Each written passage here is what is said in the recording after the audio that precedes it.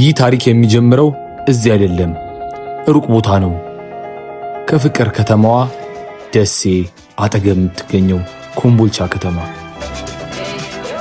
ሕይወት አንዳንዴ ገና ሳንጀምራት የምትበጠስ ክር ትመስላለች። የኔ ታሪክ የሚጀምረው እዚህ ጋር ነው፣ በተስፋ ሳይሆን ተስፋ በመቁረጥ። የካቲት 13 ቀን 1997 ዓ.ም በኮምቦልቻ ከተማ ቅዝቃዜ ውስጥ ከእናቴ ማህፀን ወደዚች ዓለም ተቀላቀልኩ። ነገር ግን የመጀመሪያው የቅጽበት ዜና ተወለደ ሳይሆን ሞተ የሚል ነበር። አዎ ልክ እንደወጣው ሕይወት የለውም ተብዬ እንደማይጠቅም ዕቃ ተጣልኩ።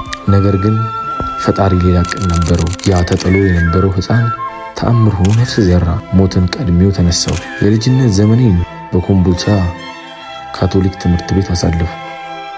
እዚያው አንደኛ ደረጃን አጠናቅቄ 8ኛ ክፍልን ስጨርስ የቤተሰባችን ኑሮ አቅጣጫ ወደ መቀሌ ያደረገ። መቀሌ የትዝታዎቼ ማህደር። 9ኛ ክፍልን በካሌብ አካዳሚ መማር ጀመርኩ። አዳዲስ ጓደኞች፣ አዳዲስ አካባቢ፣ አዲስ ተስፋ። ነገር ግን ያ ተስፋ ብዙም አልዘለቀም። በ9ኛ ክፍል አንደኛ ሴሚስተር ላይ ሳለን ዓለምን ያስደነገጠው የኮሮና ቫይረስ መጣ። ትምህርት ለ1 ሳምንት ይዘጋል የተባለው ትምህርት ቤት ለ3 ዓመት ጨለማ ሆነ። ዛሬ ከሃዲ ኢትዮጵያውያን ያልበቃ ብሎ የኮሮናው ስጋት ሳያበቃ የጦርነቱ ነጎድጓድ ተከተለ። ያን ጊዜ አስከፊና ለመግለጽ የሚከብድ የስጋትና የጭንቀት ዘመን ነበር። የየዕለቱ ዜማችን ረሃብና እንግልት የቅርብ ጓደኞቻችን ሆኑ። የነገ ተስፋችን ዋስትና አጣ። ወጣትነታችን በጦርነት አቧራ ውስጥ ተቀበረ። ያሳለፍነው መከራ ጥልቅ ጠባሳ ጥሎብን አለፈ። ከረጅም 3 ዓመታት ስቃይና እንግልት በኋላ አንጻራዊ ሰላም ሰፈነ።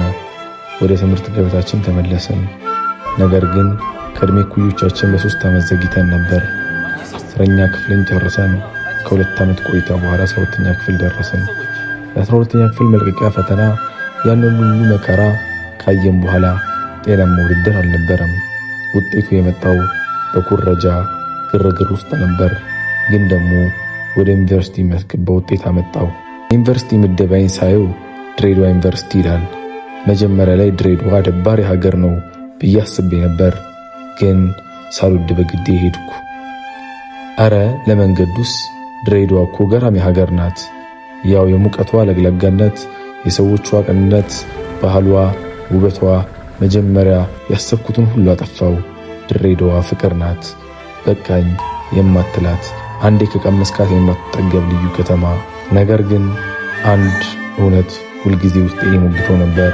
ልብ የሚመታው ለጋዜጠኝነት ነው። ከልጅነቴ ጀምሮ ትልቁ ህልሜ ሚዲያ ላይ መስራት፣ የሰዎች ድምፅ መሆን ነበር። ድሬዳዋ ላይ ህግ ወይ ደግሞ ሌላ ትምህርት መማር እችል ነበር። ህልሜ ግን ታማኝ መሆን ነበረብኝ። ያንኑ ከተማ፣ ያንን ዩኒቨርሲቲ፣ ያንን ህይወት አቋርጬ ወደ አዲስ አበባ መራሁ። አሁን እዚህ ነኝ። በኢትዮጵያ ብሮድካስቲንግ ሴንተር ተማሪ ነኝ። የልጅነት ዕድሜን በእጄ ይዣለሁ። ሞት ተብሎ ከተጣለበት ጉድጓድ ተነስቶ በኮሮና ህይወትና እሳት ውስጥ አልፎ ዛሬ ላይ የህልሙን በር ያንኳኳው ልጅ ነኝ። ህይወት ምንም ያክል ብትፈተነኝም ተስፋ እስካለ ድረስ ጉዞ ይቀጥላል። ህልሜ ገና ጀመረ እንጂ አላለቀም።